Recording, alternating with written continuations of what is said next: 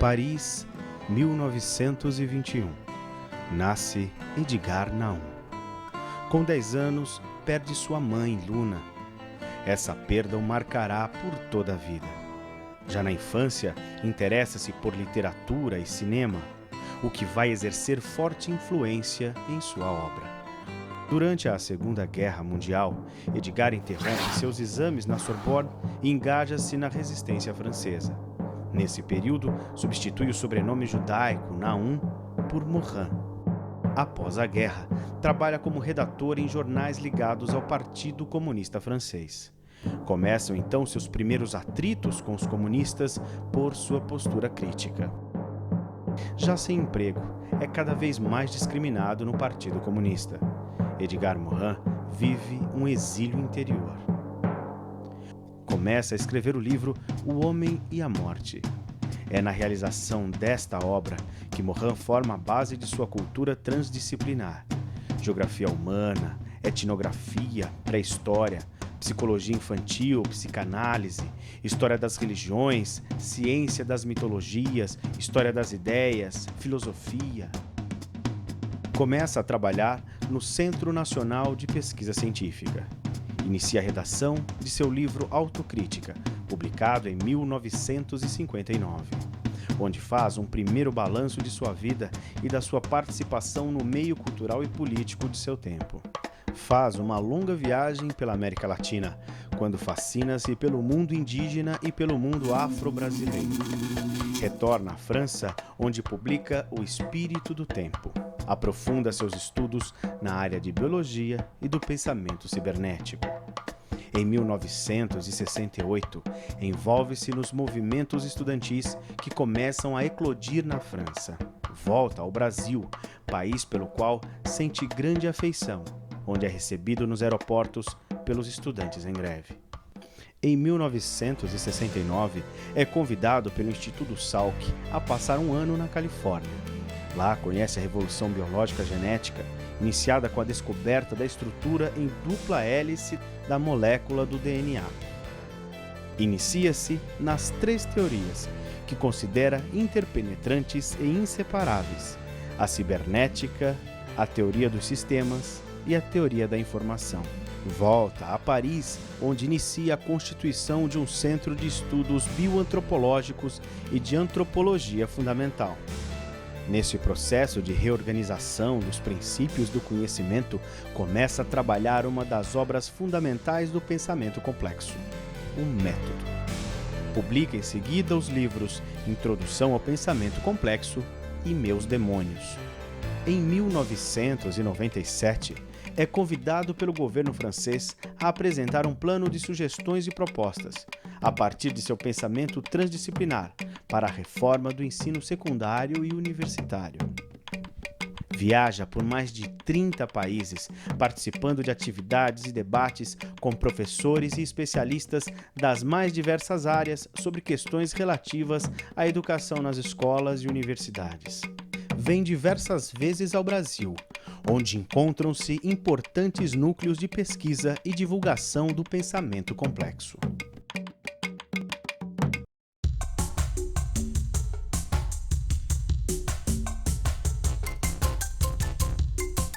Há uma característica comum em toda a obra do Edgar Morin, que é uma articulação muito grande entre a vida dele e as ideias que ele professou e professa até hoje.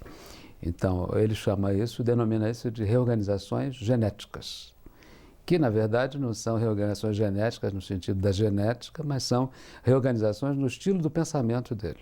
Então, nas obras de caráter mais biográfico, ele sintetiza essas reorganizações em 3. Uma primeira, ocorrida por volta de 1941, logo no período antecedente da guerra. Edgar Morin foi um membro da resistência francesa e ele aprendeu, através dos autores que estudava então, de que as ideias avançam sempre no antagonismo, nas contradições. E isso fez com que ele se dedicasse aos estudos de Hegel e de Marx, principalmente, né? um profundo conhecedor do marxismo, e no marxismo ele encontrou essa ideia de que a dialética era uma união de contrários que poderia levar a uma sociedade melhor. O Marx defende uma ideia de um homem genérico. Quer dizer, o que é o homem genérico? É o homem que não separa a natureza da cultura. Essa ideia de homem genérico impregnou muito as ideias futuras do Morin, até hoje, né? A segunda reorganização, quer dizer, o sistema de ideias dele, é uma penetração maior nas ideias do Marx, mas desde que destituído de qualquer forma de prometeísmo. Quer dizer, a ideia de que viria um dia no futuro uma sociedade melhor, embora Morin tenha acreditado nisso, eu acho que a segunda reorganização ela botou esse credo marxista em dúvida, né? Posteriormente, ele vai substituir a palavra dialética pela palavra dialógica, isso nos escritos mais metodológicos. A terceira reorganização ela ocorre dos anos 60 para frente, né? Morin teve uma grande permanência nos Estados Unidos, nessa época, e lá ele entra em contato com 3 formulações teóricas que serão decisivas para a construção dos 5 volumes do método, né? Entra em contato, então, com a teoria da informação, a teoria dos sistemas e a cibernética. Esses serão contatos teóricos que vão mudar, que vão redefinir muito o que ele chama da terceira reorganização e que, de certa maneira, vai preparar o advento da complexidade, quer dizer, a construção das bases, digamos, epistemológicas do pensamento complexo.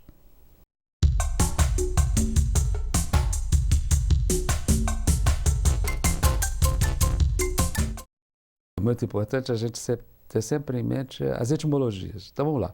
O que quer dizer complexo? Complexo vem do latim complexus, que tem o seu verbo complectere, que simplesmente quer dizer aquilo que é tecido em conjunto. Quer dizer, a etimologia da palavra é exatamente essa, porque pode gerar uma certa confusão entre, quando você fala em complexo, você automaticamente pensa em algo simples.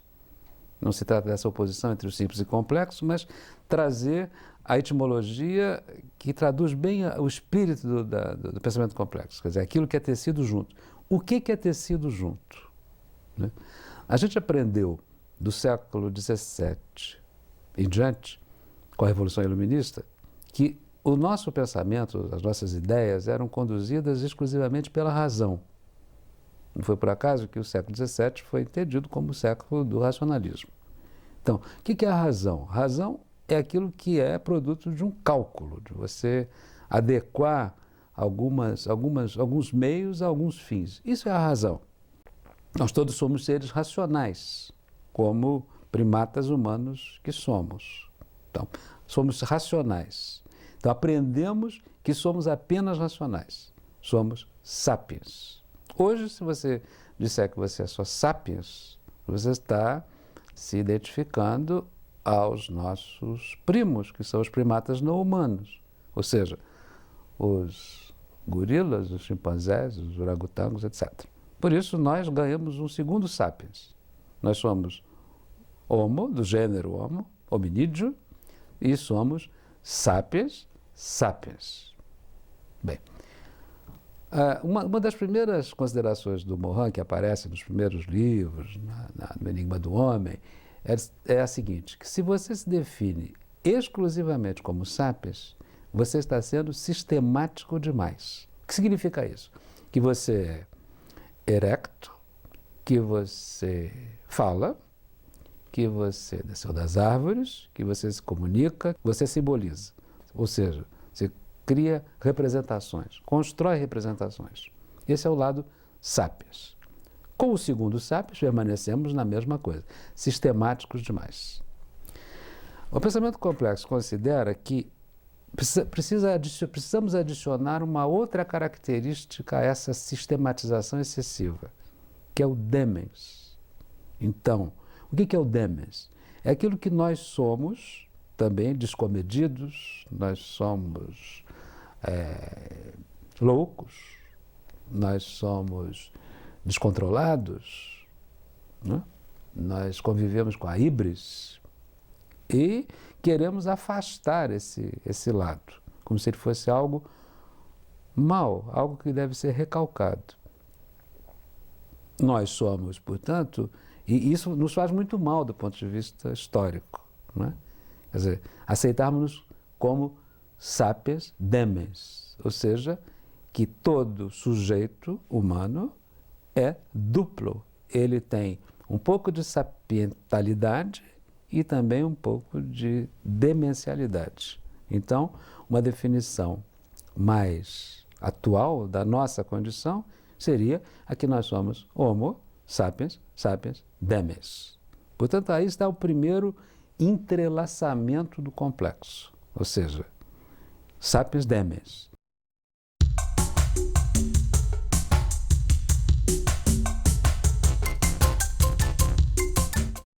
A segunda ideia que está no pensamento complexo são os operadores da complexidade.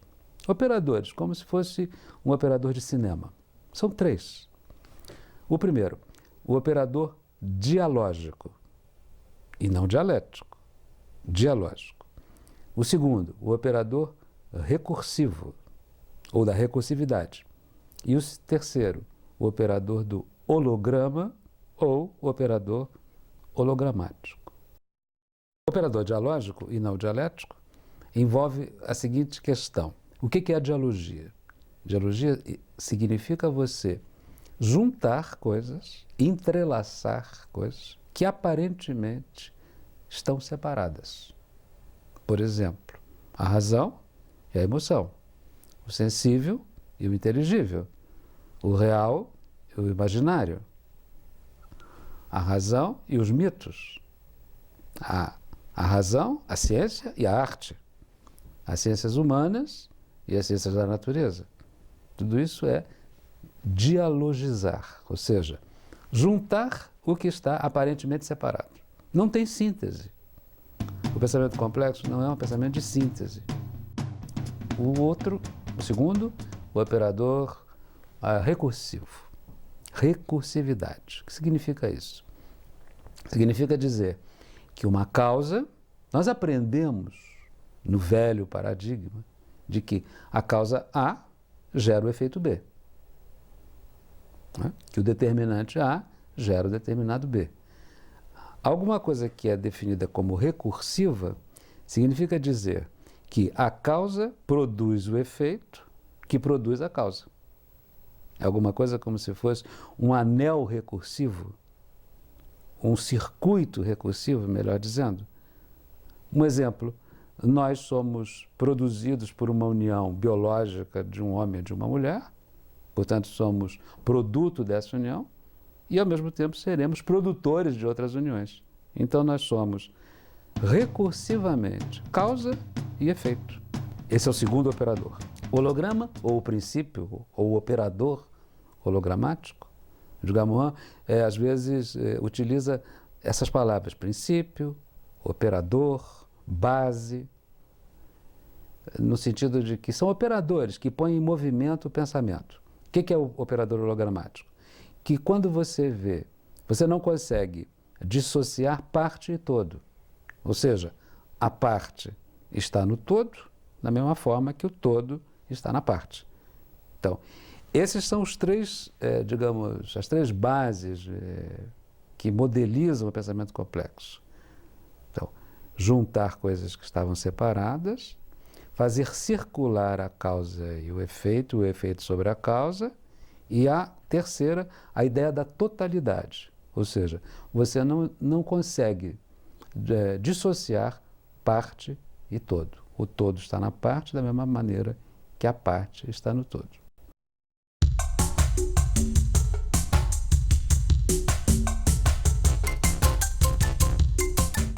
Com esses três operadores, você vai construir a noção de totalidade. Mas os movimentos dos operadores dizem o seguinte: a totalidade nunca será igual à soma das partes. Nós estamos acostumados a imaginar a palavra totalidade dessa maneira. O que é a totalidade? Totalidade é: você junta A com B, com C, com D e com E, você tem a totalidade. Não. No pensamento complexo, ou no pensamento da complexidade, a totalidade é sempre mais que a soma. Pode, eventualmente, ser menos que a soma. Porque as totalidades são sempre abertas. Se elas forem totalidades fechadas, elas serão sempre iguais à soma das partes.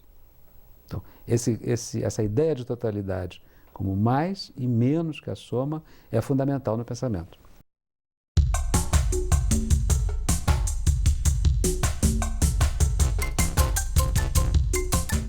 Né? Nós aprendemos também que nós somos seres que criamos cultura. Né? Nós somos loquens, porque falamos, somos faber, porque fabricamos instrumentos, somos simbólicos, porque simbolizamos. Criamos os mitos, as teorias, os nossos ídolos, né? As nossas mentiras, os nossos imaginários. Aprendemos. O que nós não aprendemos é que nós somos complexos, ou seja, que nós estamos inscritos, nós somos hoje o que somos, porque estamos inscritos numa longa ordem biológica que nos fez como nós somos agora, e também nós somos seres produtores de cultura, ou seja, nós somos 100% natureza e 100% cultura. Nós aprendemos, talvez pelas instituições escolares, a recalcar o lado da natureza. Não nos percebermos também como seres que somos uniduais. 100% natureza, 100% cultura. Talvez seja uma herança da razão, do racionalismo do século XVII, que nos legou essa ideia de que os imaginários, os mitos, as artes, não faziam parte da ciência. Tudo aquilo que é ciência, ou considerado como científico, era determinado como racional. La connaissance, du point de vue, disons, d'une pensée complexe, n'est pas simplement limitée aux sciences. On trouve dans la littérature, dans la poésie, dans les arts, une connaissance profonde. Même on peut dire que dans le roman, il y a une connaissance plus subtile de ce qu'est des êtres humains que dans les sciences humaines, parce qu'on voit les êtres dans leur subjectivité, dans leur passion, dans leur milieu, etc. Et d'autre part, je pense que nous devons penser que toutes les grandes œuvres des arts comportent une pensée profonde sur la vie, même quand elle n'est pas exprimée dans le langage. Quand vous voyez des visages de Rembrandt, n'est-ce pas, il y a une pensée sur l'âme humaine. Donc, si vous voulez, je crois que on doit briser la séparation entre les arts, les lettres d'un côté et la connaissance scientifique.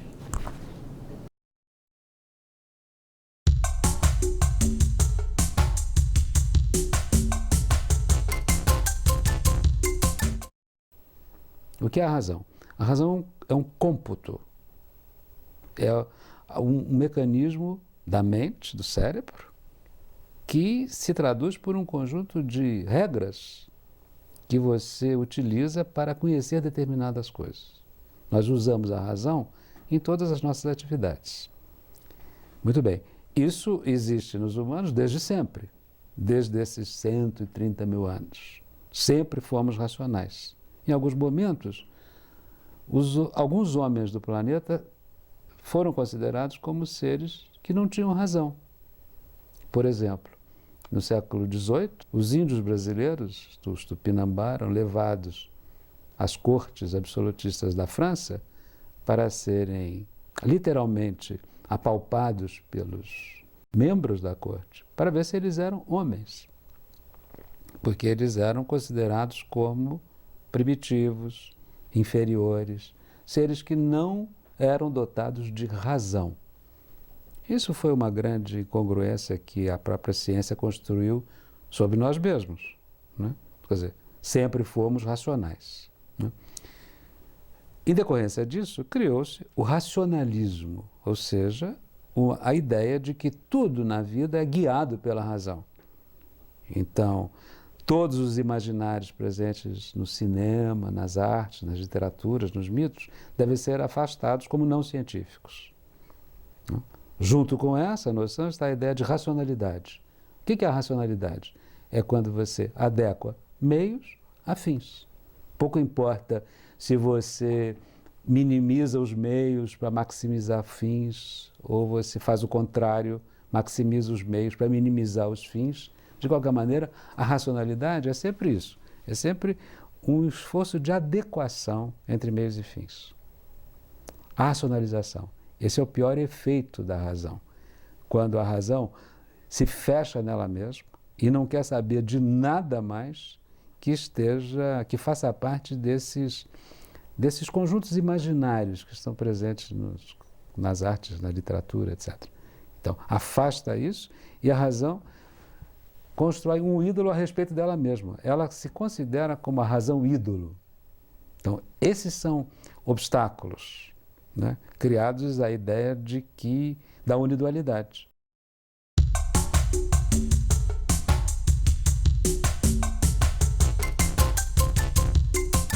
Algo que o pensamento complexo também considera é de que qualquer atividade de qualquer sistema vivo, nós estamos falando aqui de homens reais, Homo sapiens sapiens demens, mas poderíamos estender isso às sociedades animais, das formigas, das abelhas, dos nossos primos, os primatas não humanos.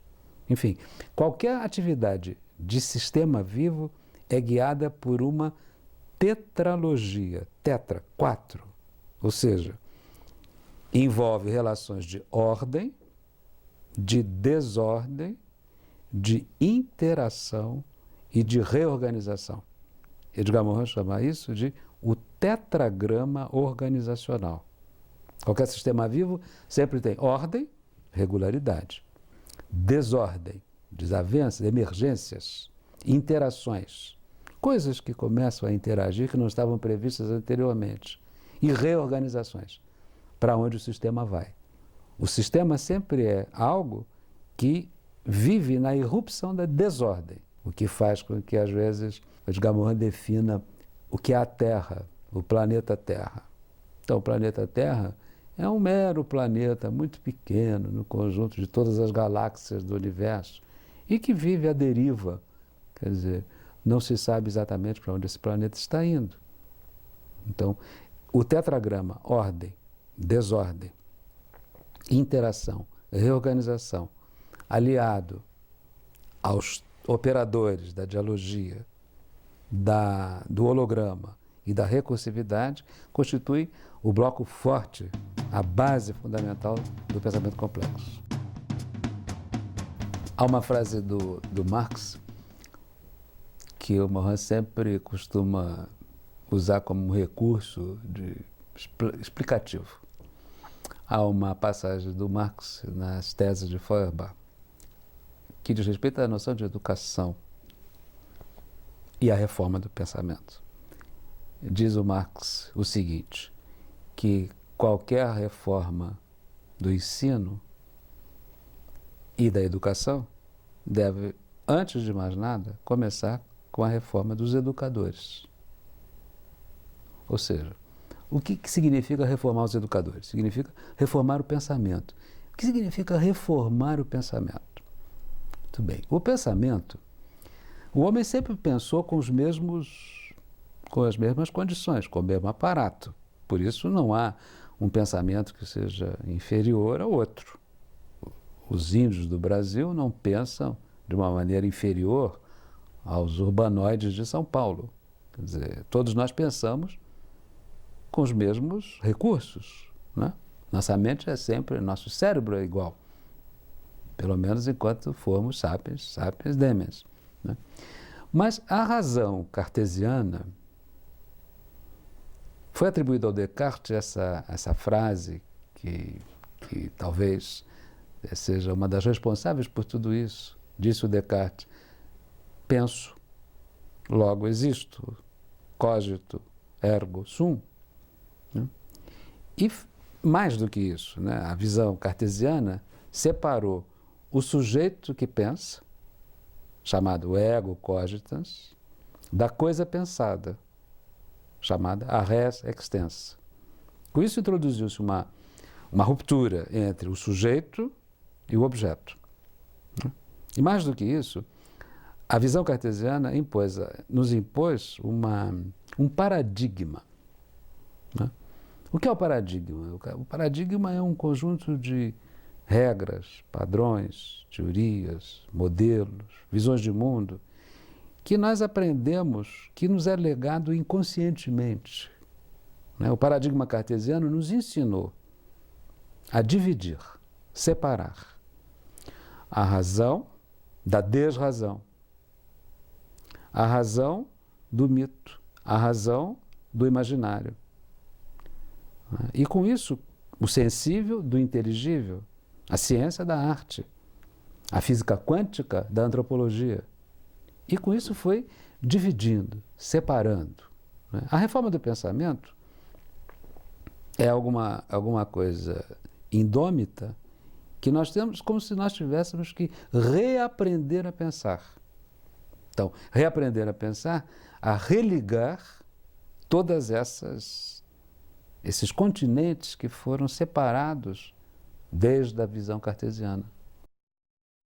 C'est un problème paradoxal parce que pour réformer la pensée, il faut que, au préalable, réformer les institutions qui puissent permettre cette nouvelle pensée. Mais pour qu'il puisse y avoir une réforme des institutions, il faut qu'il y ait déjà une pensée réformée. Donc, c'est une contradiction logique.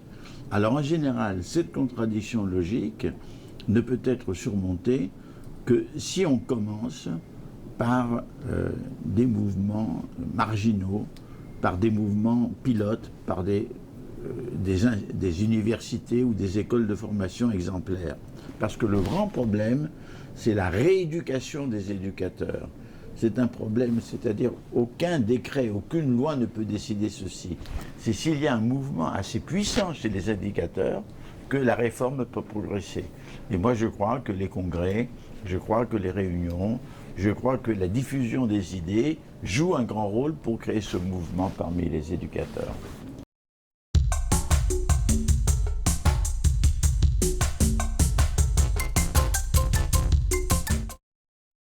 Bon.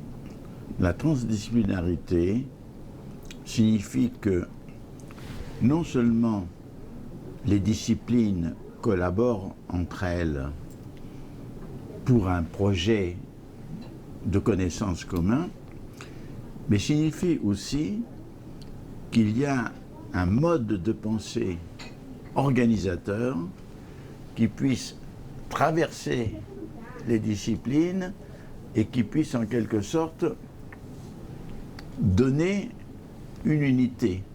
Autrement dit, l'interdisciplinarité, c'est un peu comme aux Nations Unies, où les disciplines sont séparées et discutent sur leur territoire, et la transversalité ou transdisciplinarité, c'est quelque chose qui est plus profondément intégrateur.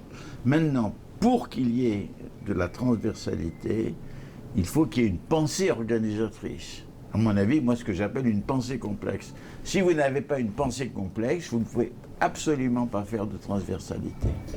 Como nós aprendemos a separar as coisas, sempre, nós fomos ensinados a isso, e que sabemos que precisamos religar o que foi desligado, o que foi separado, né? Nós poderíamos perguntar a seguinte questão: como fazer isto? Né? Um dos efeitos da separação, da fragmentação, foi a distribuição do ensino em disciplinas. A disciplina nada mais é do que um ramo do saber, do conhecimento voltado para ele mesmo. Hoje se fala muito nas palavras interdisciplinaridade, multidisciplinaridade, transdisciplinaridade. É evidente que o pensamento complexo aposta mais na visão transdisciplinar. O que é a visão transdisciplinar? É simplesmente a construção de um metaponto de vista, e não de um ponto de vista, mas de um metaponto de vista sobre a vida, a Terra, o cosmos, a humanidade, o homem, o conhecimento, as culturas adolescentes, as artes. Isto é que é construção de metaponto de vista. Ou seja, que você vai saber da Terra juntando o especialista em biologia, em cosmologia, em antropologia, em física, em matemática, o poeta e o artista. Tudo isso é válido para a vida, para o homem, para o conhecimento. Quer dizer, você reunir, não como uma assembleia de diferenças, mas onde cada um está dando a sua contribuição para a construção de um metaponto de vista. O que é a vida? Respostas a essas exigências, né?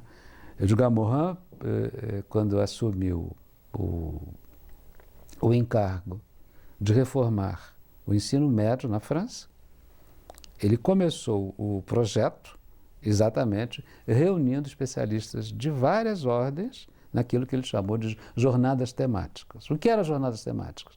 Era simplesmente uma discussão sobre os metapontos. Terra, vida, culturas adolescentes, homem, humanidade, cosmos, etc. Le vrai problème n'est pas de faire une addition des connaissances. Le vrai problème, c'est une organisation des connaissances et de connaître les points fondamentaux qui se trouvent dans chaque type de connaissance ou chaque discipline. Autrement dit, ça permet de faire l'économie de l'addition des connaissances et ça permet de pouvoir se diriger vers les besoins de connaissances dans lesquels jusqu'à présent on ne peut pas pénétrer parce qu'il y a des fermetures et qu'il y a des frontières.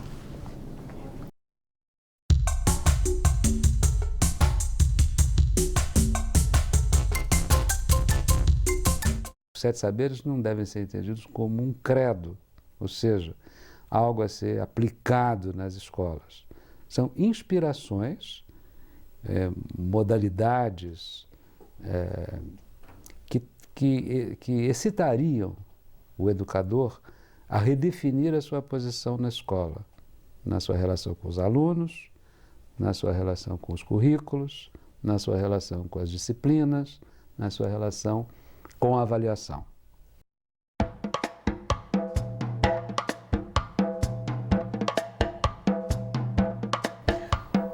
O primeiro saber diz respeito à ideia de erro. Por quê? Porque a ciência se acostumou a sempre afastar o erro das suas concepções. Tudo aquilo que era considerado como erro devia ser afastado. Nós precisamos integrar os erros nas concepções para que o conhecimento avance. Essa seria a essência do primeiro saber. O segundo saber diz respeito à ideia de conhecimento pertinente. O que é o conhecimento pertinente? Nós aprendemos que o que nos foi legado foi a ideia de fragmentação. Quer dizer, quanto mais você fragmenta as disciplinas, melhor o conhecimento avança. Quanto mais você separa as ciências da natureza das ciências da cultura, melhor. Quer dizer, o conhecimento pertinente vai na contramão dessa ideia. É preciso não aniquilar a ideia da disciplina, mas rearticular a ideia da disciplina em outros contextos. Já há ciências hoje no mundo que o fazem de uma maneira muito interessante. A ecologia, por exemplo. A ecologia é uma ciência que junta áreas de conhecimento as mais variadas. Um ecólogo tem que ser simultaneamente um biólogo, um antropólogo, um filósofo, né? Então, a ideia do conhecimento pertinente seria uma ideia defendida contra a fragmentação. Esse é o segundo saber.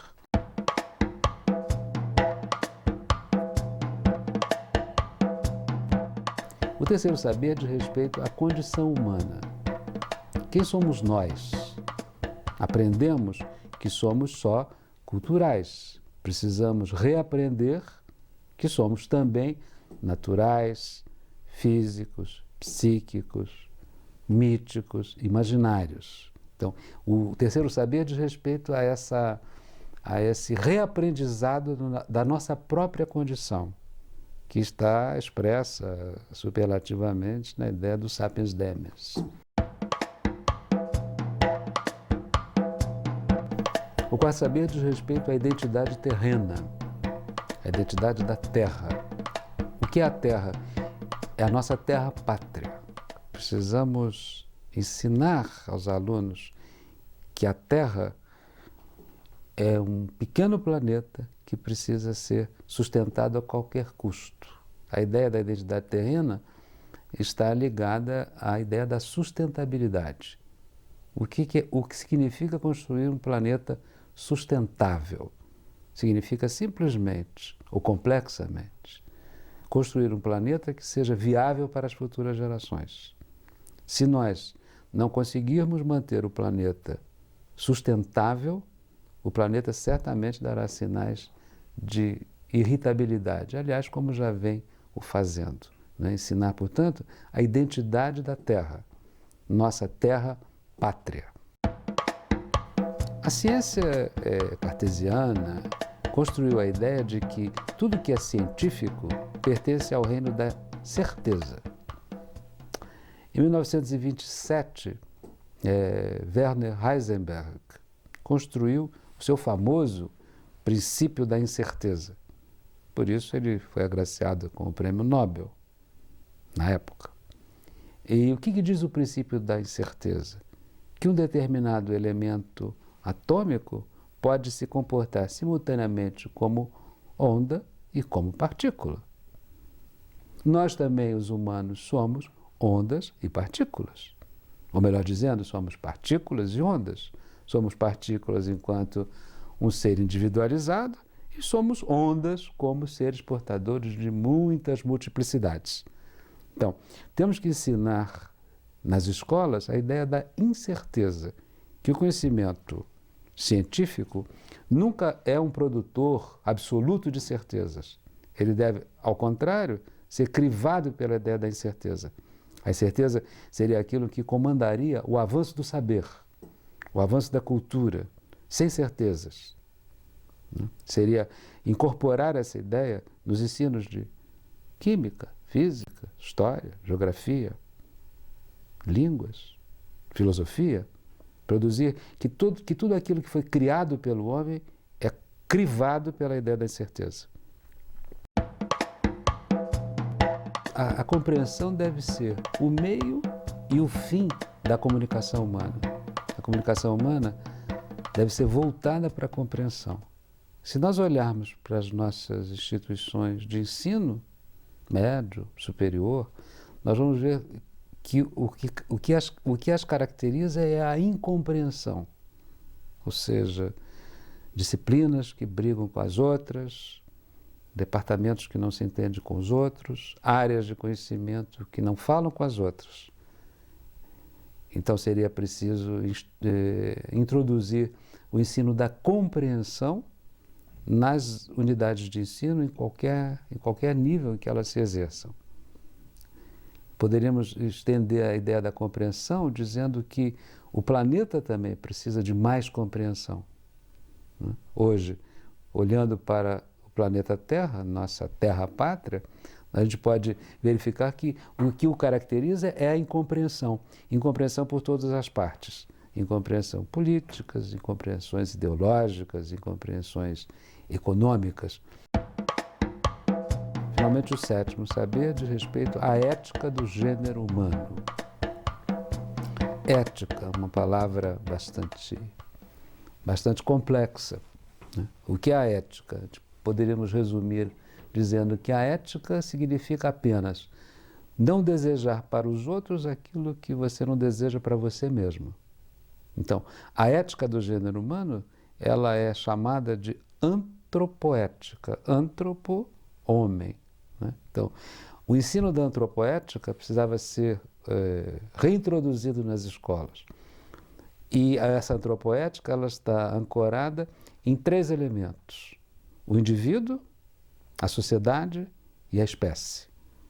Então nós precisaríamos arranjar uma antropoética que resligasse indivíduo, sociedade e espécie e não os mantivesse separados como eles se encontram nos dias atuais. Então, o problema maior reside em como aplicar esses 7 saberes na reforma da educação. Quer dizer, não se trata de transformar os 7 saberes em 7 disciplinas. Ao contrário disso, os 7 saberes, eles rejuntam as disciplinas. O que acontece isso? O que poderia acontecer isso na vida prática de uma instituição? Fosse ela de um ensino médio ou de um ensino superior. Uma redefinição total dos currículos. Se você pega, por exemplo, um dos saberes, o da condição humana, por exemplo. Então você tem que ensinar nas escolas que o homem é simultaneamente biológico, psíquico e cultural. Isso tem que, traduzido numa grade curricular, implicaria que fossem dados elementos de biologia, elementos de antropologia, elementos de filosofia. Isso não significa dizer que se trata de currículos de generalidades. Ao contrário, o objetivo dessa reformulação seria você exatamente religar a biologia, a medicina, a história, a antropologia e não mantê-los em separado. É claro que isso exige um novo tipo de professor.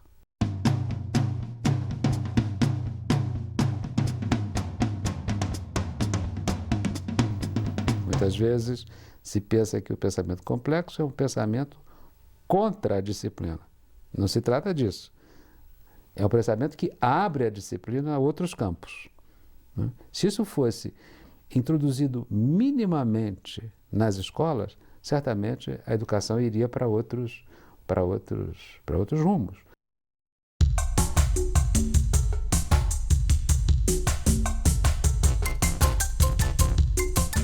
É claro que há pressupostos, é claro que há fundamentos, né? É claro que há recusas, né? Algumas recusas são fundamentais, né? Você tem que recusar a separação entre a razão e a emoção. Por exemplo, recusar a separação entre ciência e arte. Recusar a separação entre ciência e mito, que está incrustada no pensamento ocidental, pelo menos desde Descartes.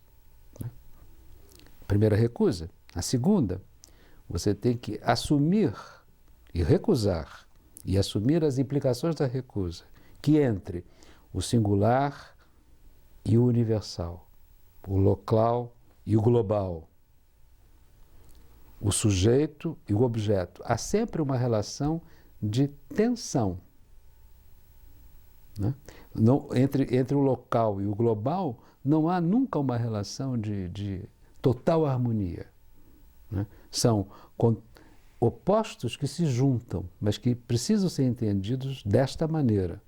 Muitas vezes nós tendemos a isolar os opostos, como os opostos que seriam irreconciliáveis. O pensamento complexo nos ensina a assumir a tensão entre o singular e o universal, entre o global e o local, entre o individual e o coletivo. Assumir a tensão, mas tentar fazer com que se estabeleça um canal de comunicação entre esses 2 elementos. Em outras palavras, o que era aparentemente considerado como oposto pode dialogar entre si.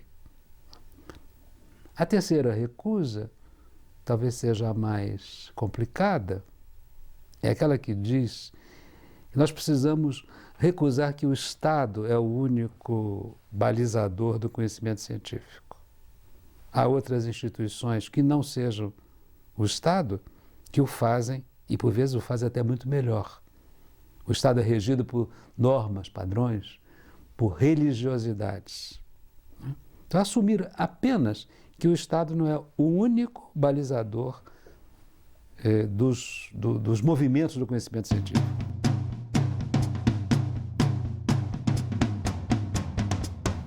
Se você junta essas três modalidades, acopla essas três modalidades aos saberes, você produzirá currículos muito mais criativos. Você poderia pensar que não seria estranho, por exemplo, numa escola, você, ao invés de filosofia, por exemplo, você ter uma disciplina denominada a filosofia da incerteza. Nada impede que você ensine, tem uma disciplina com o nome Fundamentos da Condição Humana. Nada impede que você tenha uma disciplina que diga Indeterminações da Terra-Pátria.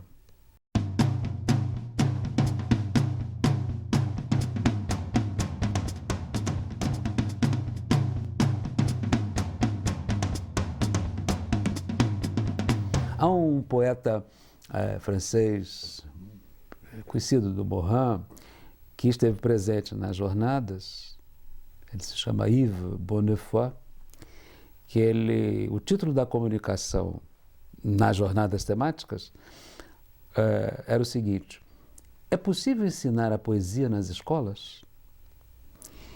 E esse poeta dizia assim, como era importante antigamente quando os indivíduos da geração dele tinham que aprender de cor um poema, porque senão eles não passavam de ano. Aprender de cor um poema não é meramente ficar repetindo o poema feito um papagaio, diz esse poeta. É porque cada vez que você recita um poema de cor, você abre janelas para o mundo. É a mesma maneira que poderíamos dizer a mesma coisa no que diz respeito às línguas. Toda vez que você aprende uma língua nova, você agrega conhecimento, você abre janelas para o mundo, você amplia os acontecimentos, você amplia a tua cosmovisão.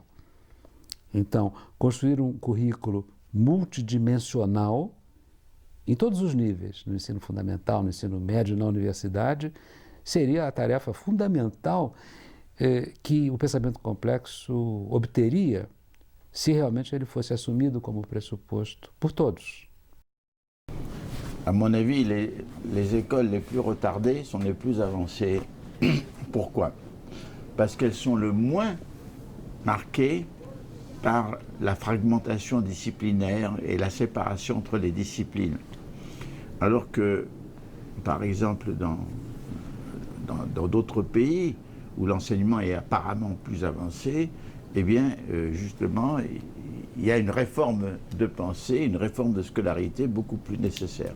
Maintenant, je ne peux pas mesurer le degré de retard des écoles brésiliennes par rapport aux écoles françaises. Ce que je connais, c'est en tout cas une très grande bonne volonté d'un très grand nombre d'enseignants brésiliens et beaucoup plus grand que je le trouve en France.